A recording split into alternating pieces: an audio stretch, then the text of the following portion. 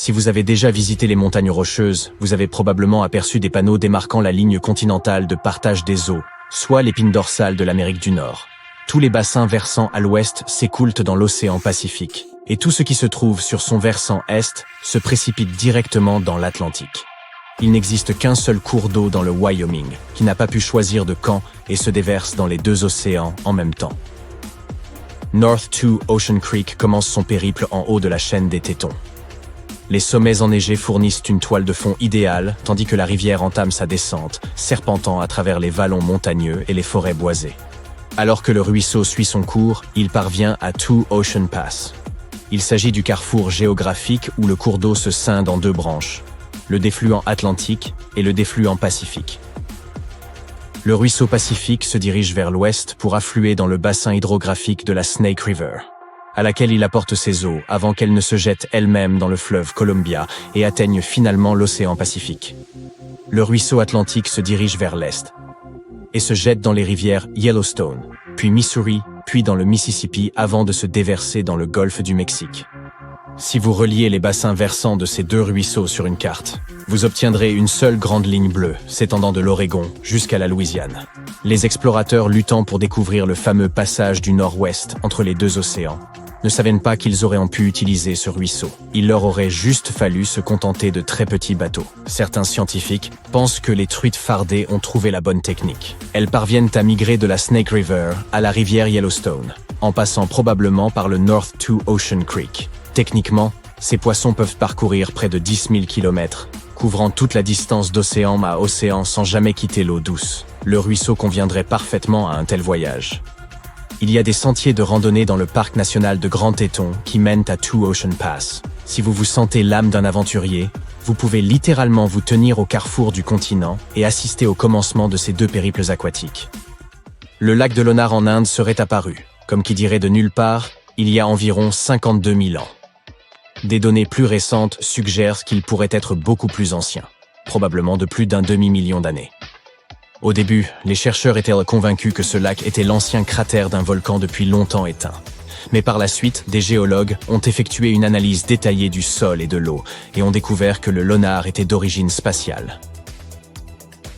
Les minéraux trouvés dans son sol sont similaires à ceux découverts dans les roches lunaires ramenées sur Terre lors des missions Apollo. Ce lac est un cratère d'impact laissé par une énorme météorite, qui était presque 6 fois plus lourde que l'Empire State Building. L'impact a été si fort que la roche volcanique a fondu et s'est vitrifiée. En 2020, ce lac, déjà fort singulier, est soudain devenu rose. Ce n'était pas là le résultat d'une campagne marketing précoce pour le film Barbie. Une analyse détaillée a montré que ces eaux contenaient un niveau accru de microbes rares. Ces derniers s'accumulaient à la surface et produisaient un certain pigment rose. Puis, au bout d'un moment, les microbes sont retombés au fond et le lac est redevenu transparent. Les flamants roses qui se nourrissaient alors dans le lac ont également pu goûter à ces microbes et revêtir une nuance de rose encore plus vive qu'à l'accoutumée. L'une des attractions les plus célèbres du parc national de Yellowstone est le Grand Prismatic Spring. C'est l'une des plus grandes sources thermales au monde et elle inspire les personnes qui l'admirent, au moins depuis le 19e siècle. À l'époque, un groupe de trappeurs avait déjà mentionné ce lac bleu indigo bouillonnant comme un énorme chaudron. Des décennies plus tard, des expéditions se sont rendues à Grand Prismatic Spring pour l'étudier de manière plus approfondie et expliquer son apparence inhabituelle. Mais comme la source, à son point le plus large, était plus grande qu'un terrain de football, il leur a fallu construire une embarcation spéciale pour s'éloigner de la rive. Les scientifiques qui voyageaient sur ce bateau ne s'encombraient même pas de gilets de sauvetage. Ils savaient que ces derniers seraient inutiles si l'embarcation se renversait, car l'eau au milieu de la source est à une température proche de l'ébullition, et ses couleurs vibrantes sont le fait d'organismes extrémophiles vivant dans l'eau chaude. La température change à mesure que l'on s'éloigne du centre. Différentes espèces qui ne craignent pas la chaleur se sont donc installées dans différentes parties du bassin, lui donnant sa fameuse pigmentation. Retour au début du XXe siècle, lorsque quelqu'un a eu l'idée originale d'essayer d'irriguer une partie du désert de Black Rock dans le Nevada. On a donc foré un puits et on y a trouvé beaucoup d'eau. Mais avec ses 93 degrés Celsius, elle était proche du point d'ébullition. Celle-ci n'était clairement pas indiquée pour l'agriculture, de sorte que le geyser artificiel a été laissé à l'abandon. Au fil des décennies, il s'est lentement transformé en un impressionnant monticule de dépôts de carbonate de calcium. Puis, en 1964, une entreprise d'énergie géothermique a foré un autre puits près du premier. L'eau qu'ils y ont trouvée était à la même température. Cette fois, elle n'était pas assez chaude pour leurs besoins de production d'énergie, de sorte qu'ils ont décidé de reboucher le puits avant de s'en aller. Mais l'eau est parvenue à remonter et à jaillir, asséchant complètement le premier geyser. Le second, qui a reçu le nom de Fly Geyser, déverse toujours une eau brûlante riche en minéraux. Ce monticule multicolore semble venir tout droit d'une autre planète, en raison des algues qui y vivent et en apprécient la chaleur. Chaque été, le Caño Cristales de Colombie se transforme en un véritable arc-en-ciel liquide ou rivière aux 5 couleurs. À ce moment et jusqu'à la fin de l'automne, les conditions sont parfaites pour que le lit de la rivière se pare de teintes rouges vives, jaunes, vertes, bleues et noires. Nous devons cette beauté à un certain type de plante aquatique qui pousse dans la rivière, la Macarenia clavigera. Pendant la saison des pluies, la rivière s'écoule plus vite et le soleil ne peut pas atteindre ces plantes. Et pendant la saison sèche, il n'y a pas assez d'eau pour les alimenter. Ainsi, l'intervalle entre les saisons offre les conditions parfaites pour ce spectacle coloré. Cela ne se produit nulle part ailleurs dans le monde. À un moment donné, le nombre de touristes qui voulaient y assister est devenu si conséquent que les scientifiques ont craint que cela puisse nuire à la biodiversité de l'endroit. La région abrite justement des espèces rares d'animaux, d'oiseaux et de plantes. Aujourd'hui, il convient de suivre les sentiers balisés d'écotourisme et d'obéir à des horaires d'ouverture stricts. En août 2014, des bergers tunisiens redescendèrent du nord après avoir fait paître leurs bêtes. C'était une chaude soirée d'été, et ils rêvaient d'eau fraîche quand soudain elle est apparue juste devant eux. Il y avait tout un lac au beau milieu du désert, et ces hommes étaient certains qu'ils ne s'y trouvaient pas quelques jours auparavant. Le lac de Gafsa a ainsi reçu le surnom de lac mystérieux et est devenu une grande attraction. Des centaines de personnes s'y sont rendues pour nager dans l'eau claire et fraîche. Le lac est vite devenu très populaire, mais quelques jours plus tard, l'eau a viré au vert foncé. Les riverains ne s'en souciaient guère et ont continué à se baigner dans le lac. Mais lorsque les géologues et autres chercheurs sont arrivés sur place, ils ont annoncé que cette eau était dangereuse pour la baignade. Le lac stagnait. Il ne se renouvelait pas à partir de cours d'eau souterrains, et les pluies ne l'abreuvaient pas non plus. C'est pourquoi l'eau est devenue sale et croupie. Ce plan d'eau contenait des algues et beaucoup de bactéries nocives, dangereuses pour le corps humain.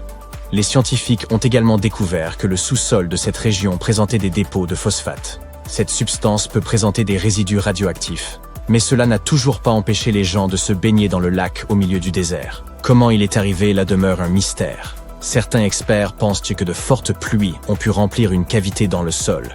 Une autre théorie plus répandue suggère qu'un tremblement de terre aurait formé ce lac. L'activité sismique aurait ainsi déchiré la croûte terrestre au-dessus de la nappe phréatique, puis les sources souterraines auraient rempli cette crevasse. En théorie, le lac pourrait donc un jour se vider à nouveau, tout aussi soudainement qu'il était apparu.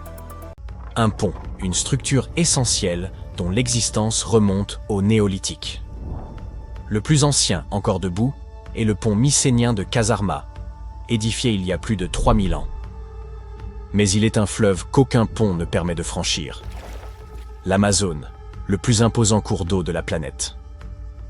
Certes, le Nil détient officiellement le record de longueur, mais l'Amazone entend bien s'arroger les deux titres. Né au Pérou, le fleuve Amazone traverse la Colombie et le Brésil avant de se jeter dans l'Atlantique par un delta gigantesque. Son parcours excède même le périple de Sam et Frodon. Et pourtant, aucun pont ne l'enjambe. Pourquoi donc? Tout d'abord, ces crues saisonnières en modifient radicalement le débit. En période sèche, il s'étend sur environ 5 km de large. Mais sous l'effet des pluies diluviennes, il peut atteindre jusqu'à 50 km en quelques semaines. De plus, ces crues déplacent le lit du fleuve.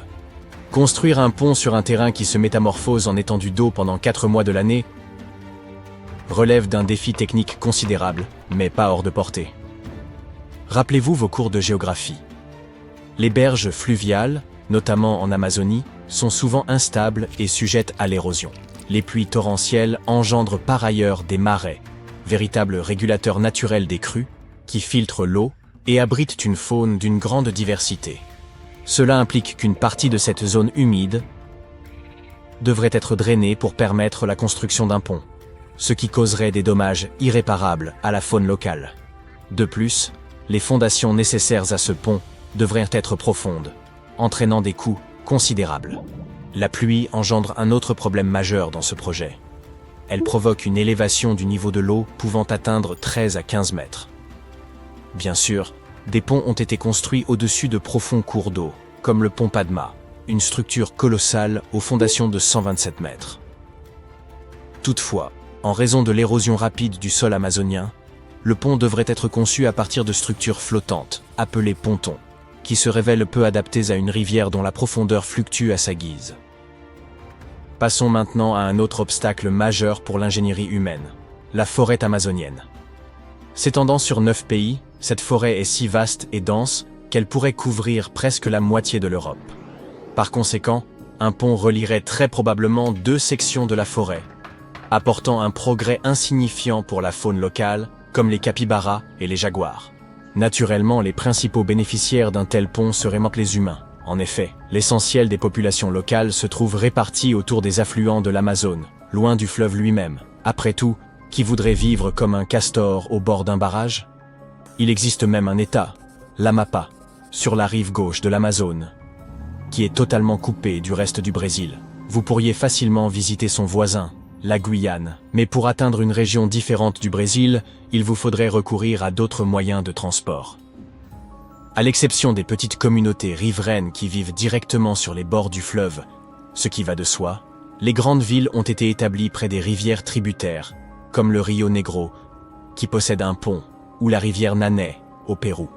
Les ponts qui enjambent la Nanay et le Rio Negro constituent les 2 seules structures de ce genre dans le bassin amazonien. La vétusté des infrastructures routières au sein de l'Amazonie rend également la construction de ponts complètement superflue. Dans les années 70, l'humanité nourrissait de grandes ambitions pour explorer davantage l'Amazonie. C'est dans cet esprit qu'ils ont envisagé la construction d'une autoroute traversant le bassin amazonien d'un bout à l'autre. L'autoroute transamazonienne, censée faciliter l'accès au cœur de la forêt, a cependant échoué à répondre à ces objectifs. Il semble que les difficultés liées à la construction de plus de 3200 km de route au cœur d'une forêt tropicale dense n'aient pas été anticipées. À mi-parcours, le projet a été abandonné en raison de son coût exorbitant et des nombreux problèmes rencontrés, et aujourd'hui, les autoroutes du bassin amazonien sont constamment inondées, jonchées de crevasses et de boue. Cette situation engendre un cercle vicieux. Les gens ne s'installent pas près du fleuve, car l'accès y est difficile. Les routes ne mènent pas jusque-là, car leur construction est extrêmement complexe. Et cela conduit encore moins de personnes à s'établir sur les rives de l'Amazone, faute de routes pour y parvenir. Alors, en l'absence de routes et de ponts, comment les habitants survivent-ils dans cette région? Vous n'allez pas y croire, mais les populations riveraines utilisent une invention aussi ancienne que fiable, le bateau. Le fleuve Amazone est entièrement navigable, et les habitants l'utilisent comme une route. Tout comme pour les motos, les voitures et les bus, l'Amazone dispose de canoës, de hors-bord et de ferries. Il existe même un ferry spécifique appelé Obidance, qui dessert la localité d'Obidos, d'où son nom. Les locaux accomplissent tout sur des bateaux. Ils possèdent même un hôpital flottant, qui se déplace de ville en ville pour soigner les populations riveraines, ainsi qu'une banque flottante, où l'on peut effectuer toutes ces transactions tout en admirant l'immensité de l'Amazonie. Honnêtement, quelle invention brillante! L'absence de pont a toutefois un inconvénient majeur. Elle empêche l'exploration de véritables trésors cachés. Par exemple, dans l'Amazonie, il y aurait plus de 10 000 sites archéologiques encore inconnus. Il se peut que nous ne puissions jamais découvrir certains vestiges, tels que des villages fortifiés, des géoglyphes et d'autres structures. Il serait excitant de revivre les aventures de Lara Croft au cœur de l'Amazonie, mais ces découvertes restent bien dissimulées, au plus profond de la forêt. D'un autre côté, il n'y a qu'en bateau que l'on peut observer ce phénomène incroyable, où les eaux du Rio Negro et du Solimo refusent de se mêler dans l'Amazone. Sur plus de 5 km, ces 2 affluents coulent côte à côte sans se mélanger. La vitesse et la température des eaux étant différentes, vous observerez un fleuve ressemblant à un mélange de café et de caramel. Ce phénomène impressionnant est connu sous le nom de « la rencontre des eaux ». L'Amazone n'est pas le seul cours d'eau au monde considéré comme dépourvu de pont. Le fleuve Congo, le second plus long fleuve d'Afrique, ne possède qu'un seul pont le traversant. Le Congo-Brazzaville et le Congo-Kinshasa sont séparés par ce fleuve, et jusqu'à aujourd'hui, aucune route n'assure de liaison entre eux. Petite anecdote. Certains géologues pensent qu'à l'époque où le supercontinent de Gondwana existait et que tous les continents étaient réunis, l'Amazone et le fleuve Congo formaient un seul et même fleuve, reliés entre eux. Un autre endroit où les ponts font défaut se situe du côté est de la Tamise, à Londres. La partie ouest du fleuve est plus étroite, ce qui rend la construction des ponts plus simple. On y trouve environ 33 ponts rien que sur ce côté. Mais si vous tentez de traverser la rivière en amont, cela risque de tourner au casse-tête. Au XIXe siècle, les compagnies maritimes ont estimé que construire trop de ponts sur la Tamise serait trop onéreux, car cette zone faisait partie d'une route de navigation, et ces ponts devraient être bien plus hauts que la normale. Leur structure devrait aussi être particulièrement longue, étant donné que certaines sections de la Tamise font près de 570 mètres de large. Cependant, la construction de ponts longs en soi n'est pas un problème. À Rio de Janeiro, par exemple, se trouve le pont Rio-Niterói, qui s'étend sur 13 km.